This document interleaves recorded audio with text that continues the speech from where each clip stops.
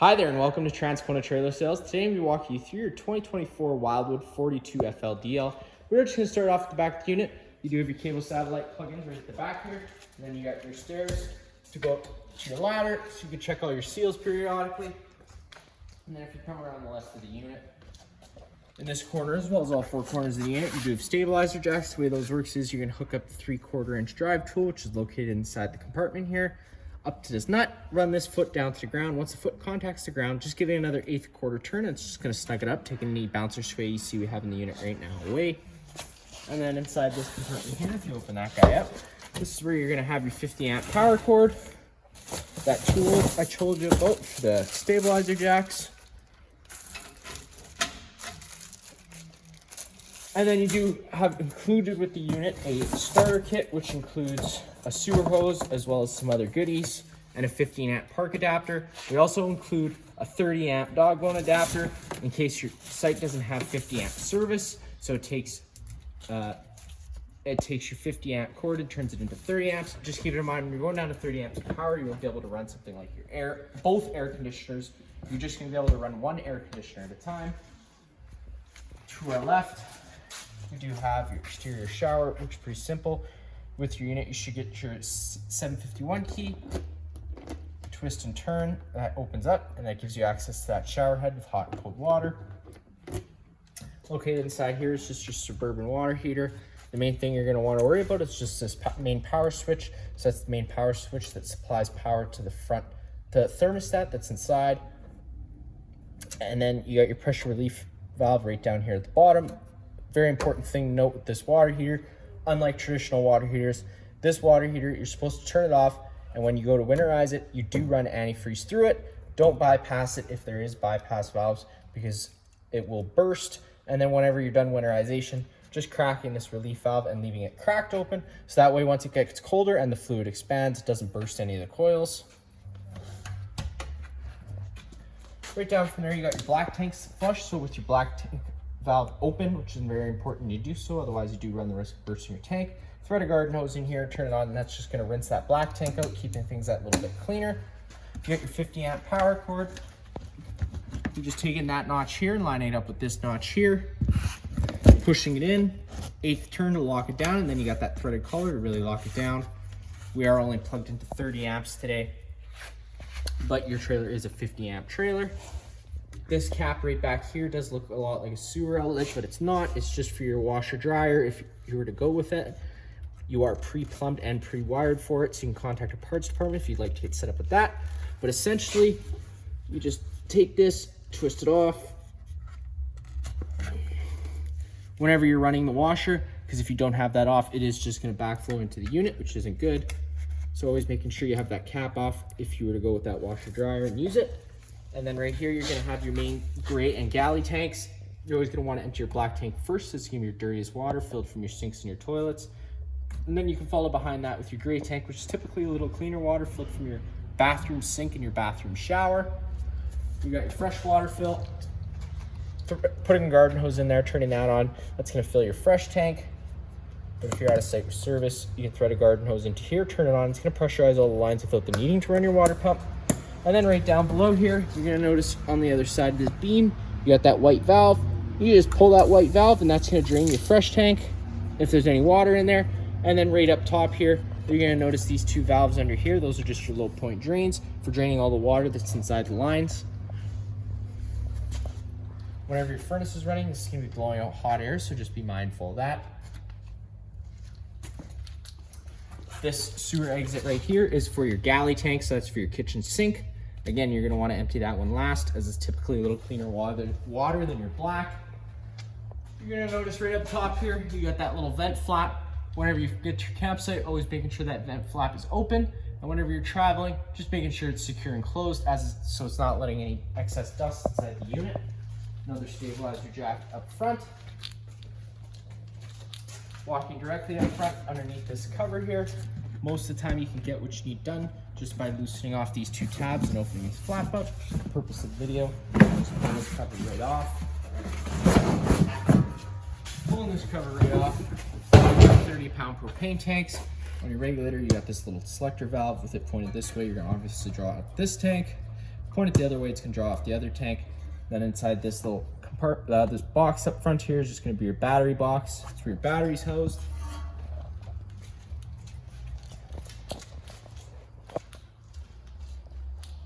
So you do have two entrances. This is going to be your main patio door entrance. Stairs pull out, but today we are going to enter into the back door. You got your two 110 plug-ins as well as a cable satellite outlet, just in case you were to want to plug a TV in outside here. To get inside through the back door, taking the door, pulling them out and flipping them down, and then you can open up that door and come on inside. Light switch in here is just on the wall. That'll allow you to open up this door, and you can climb up to the front where you get your main monitor panel system. You got a light switch here, turning that on, turns on power to this dimmer switch, touching it once. Sorry, the ceiling lights, this light switch turns on power to your outside awning light. This ceiling light switch turns on power to this dimmer switch, and because it's a dimmer switch, if you push and hold it, the lights will go from dim to bright, and wherever you let off is where they're going to stay.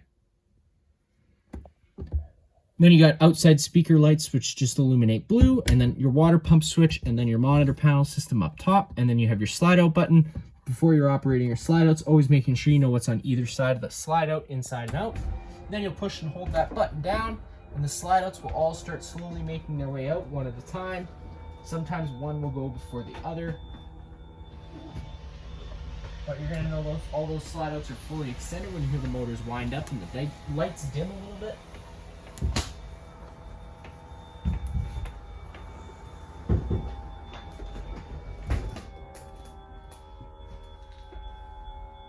Bedroom slide will be going out now. Put out this last one.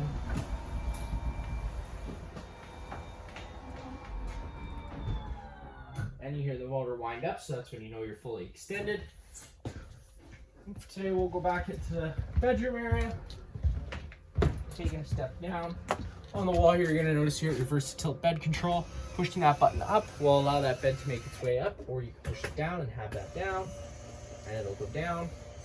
You got your cable satellite outlets right here. You're gonna notice this little black button. Turning that on does just turn on the antenna on the roof. It also improves radio frequency.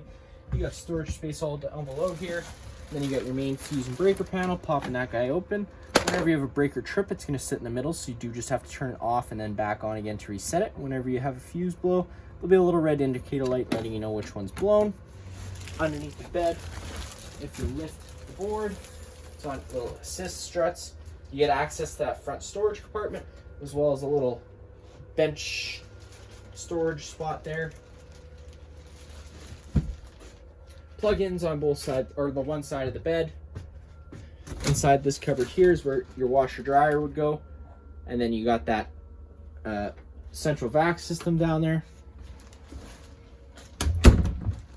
Right here, you're gonna notice it's labeled antifreeze inlet, and that's because it's gonna give you access to that water pump. So what you're gonna do is just gonna slide this drawer out.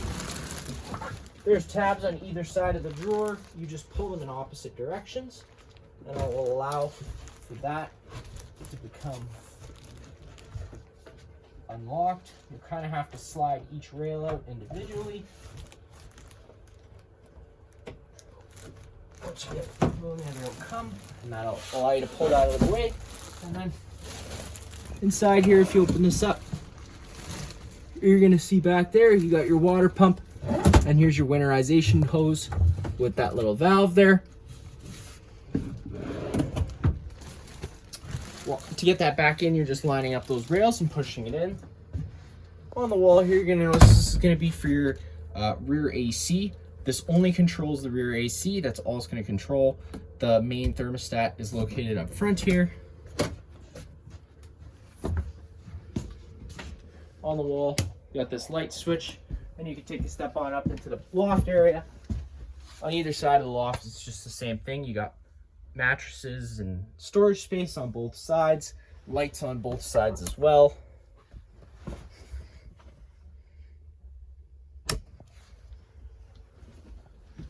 And then located on that bottom step is where your central vac is. So just sliding that over will allow you to insert that hose attachment. You got your on switch there. You do have the little dustpan feature, they call it. So if you sweep up a bunch of dirt and rocks over here, of course nothing too big as it is going into a bag, this will suck it up. And then to change those bags, you're just pulling that little tab. It will allow you to open this guy up and it gives you access to that bag. We do sell more bags at the store here. You just have to contact your parts department. They can put together a quote for you for that. Then you got your awning control on the wall here. Push and hold, extend. That awning's gonna start making its way out. You're gonna know that awning's fully extended when you see the back of the metal tube and the little flap hanging down.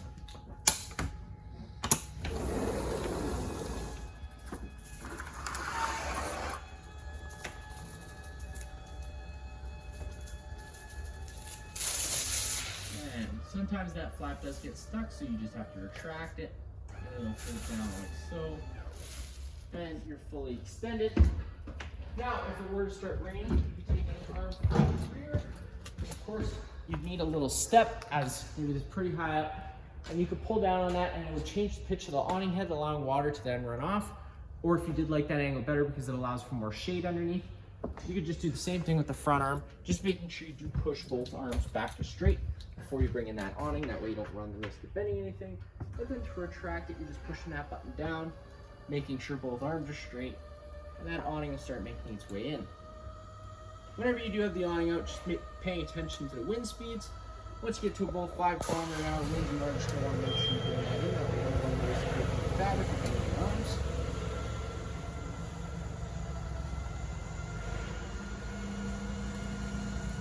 You know that awning's fully extended. When the arms contact the side of the trailer, the motor's just cut out. And you're in.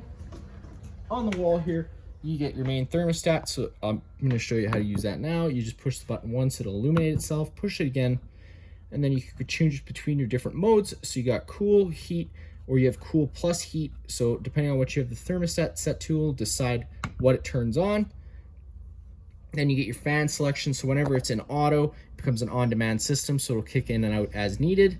But if you were to turn that to high or just high or low, it does run full time regardless. And then whenever you're in that, you can change the temperature you want just by turning the dial.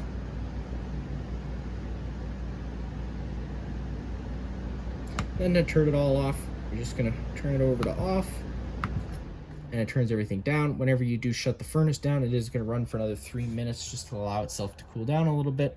This household light switch on the wall here turns on that ceiling fan right over there.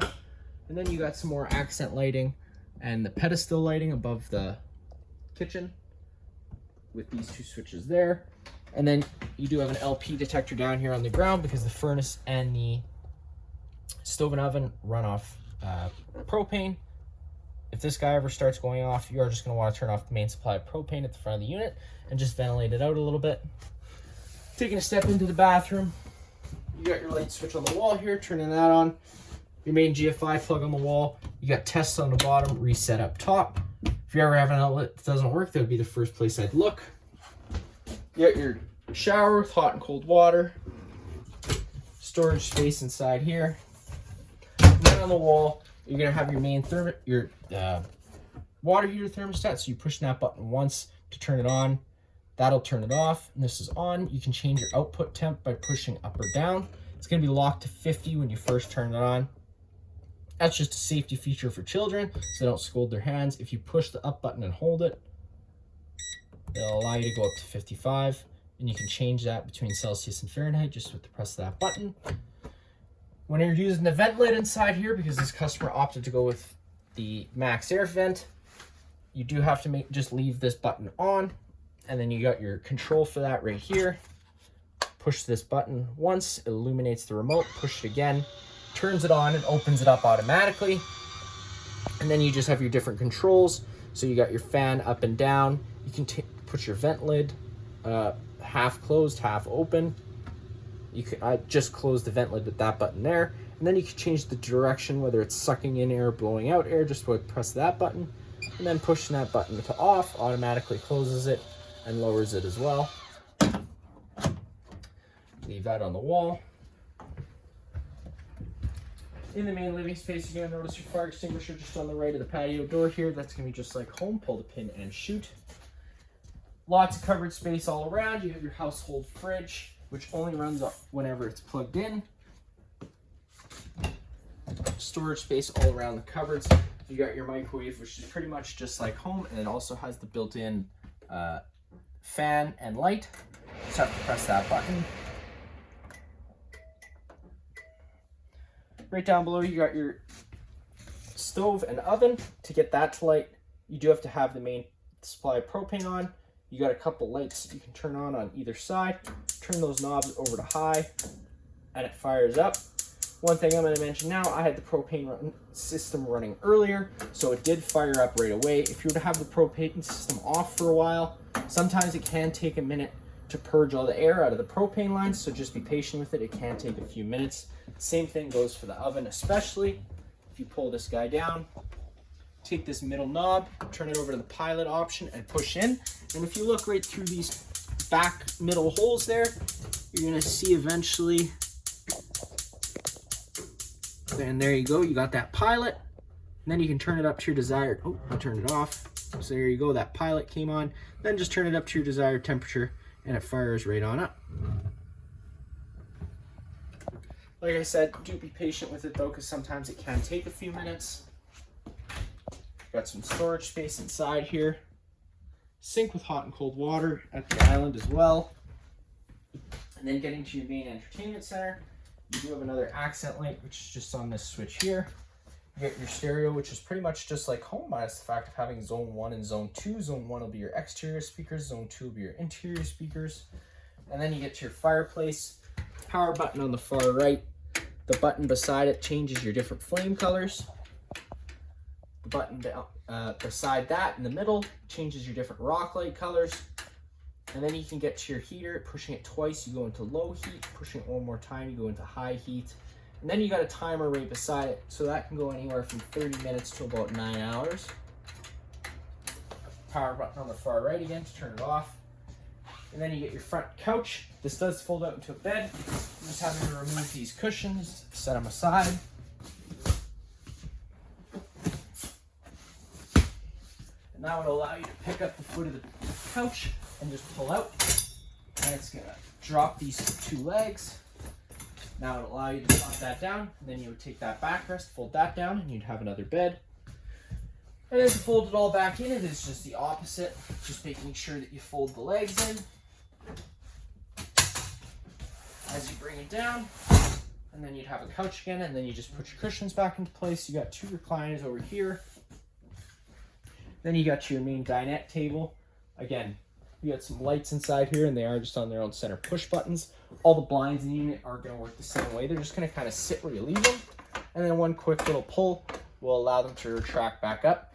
You're going to notice all these chairs here do have these straps. These are travel straps. So whenever you're traveling, just making sure these are strapped in, as well as any doors, shower doors, very important because those are glass, and fridge doors. Just making sure everything's locked down. That way it's not going to go anywhere whenever you're traveling.